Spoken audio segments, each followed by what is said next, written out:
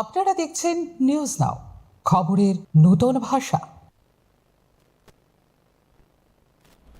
হিন্দি ভাষাকে জোরপূর্বক চাপিয়ে দেওয়ার অভিযোগে প্রতিবাদ কর্মসূচি পালন করে ত্রিপুরা প্রদেশ কংগ্রেস কমিটি।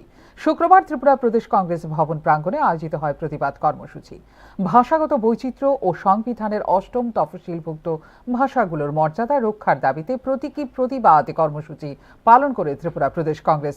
দেশের ভাষা নীতি বহুভাষিকতার ভিত্তিতে গড়ে উঠেছে, তাই কোনো এক ভাষাকে প্রশাসনিক ক্ষেত্রে অগ্রাধিকার দিয়ে অন্য ভাষার উপর চাপ সৃষ্টি করা গণতান্ত্রিক চেতনার পরিপন্থী বলে অভিযোগ করে কংগ্রেস।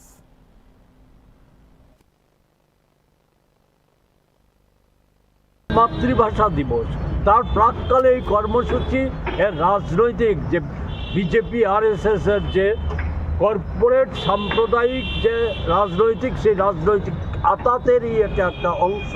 ভারতবর্ষে সাংবিধানিকভাবে স্বীকৃত 22টি ভাষার মধ্যে হিন্দি একটা ভাষা।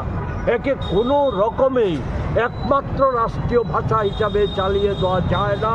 আমরা তার অতীতেও বিরোধিতা করেছি, আজকেও তার আমরা বিরোধিতা করছি। মাতৃভাষা যেমন প্রাসঙ্গিক, মাতৃভাষায় যেমন সর্বত্র সুযোগ সুবিধা দিতে হবে। আমাদের রাজ্যের ক্ষেত্রে আমাদের যেমন দাবি হচ্ছে, আমাদের মাতৃভাষা বাংলা, একে খাটো করার চেষ্টা, একে আক্রমণ করার চেষ্টা দেশের বিভিন্ন প্রান্তে হচ্ছে। সেই জায়গায় বাংলা ভাষায় কথা বলার জন্য পিটিয়ে খুন করে ফেলার মতো ঘটনা সংঘটিত হচ্ছে। সেই সময় আমাদের ককবরক ভাষাকে অমর্যাদা করার নানা প্রক্রিয়া শুরু হচ্ছে। ককবরক ভাষাও আমাদের একটা বিরাট অংশের মানুষ, 31-32% মানুষের মাতৃভাষা। একে অষ্টম তফসিলে তাকে অন্তর্ভুক্ত করার আমাদের দাবি আছে। সব ফলে এই বিষয়গুলি নিয়ে আজকে প্রতীকী প্রতিবাদ জানাতে আমাদের দেশের এই যে স্বৈরাচারী ব্যবস্থা কায়েম, ভোট চুরি, এই সমস্ত যে অন্যতম নায়ক অমিত শাহজির এই রাজ্যে পদার্পণ, এটা আমরা কোনো মতেই ভালো চোখে দেখছি না। একে আমাদের তো স্বাগত জানানোর প্রশ্নই